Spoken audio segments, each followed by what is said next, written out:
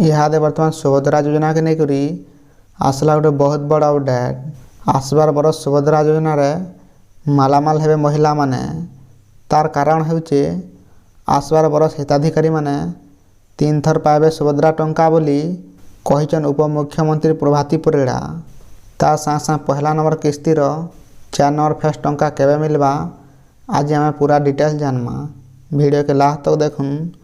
जदि आम चैनल नुआ छन वीडियो के गोटे लाइक करी चैनल के भी सब्सक्राइब कर दूँ।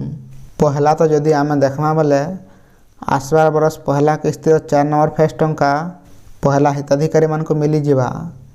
ता साथ मार्च 8 तारीख और रक्षाबंधन रे भी मिलवा सुभद्रा टंका। सेतिले आसबार बरस महिला मान को खुशी खबर आसबार के जाउछे बोली कहिचन उपमुख्यमंत्री।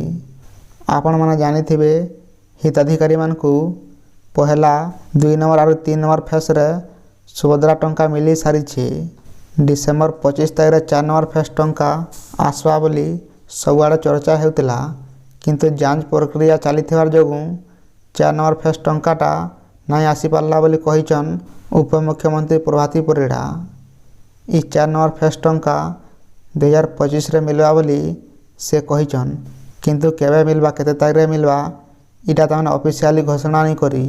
5,11,000 महिला मानकर ई-केवाईसी रे त्रुटि थिबार कारण रु से मानकु तांकर त्रुटि के संशोधन करवार लगी डिसेम्बर लास्ट तक डेट देइथिले सरकार। जनवरी पहला सप्ताह रे पूरा सर्वे सरी जिबा, तार पर रिपोर्ट अनुसार पदक्षेप निया जाबा बोली कहिचन मंत्री।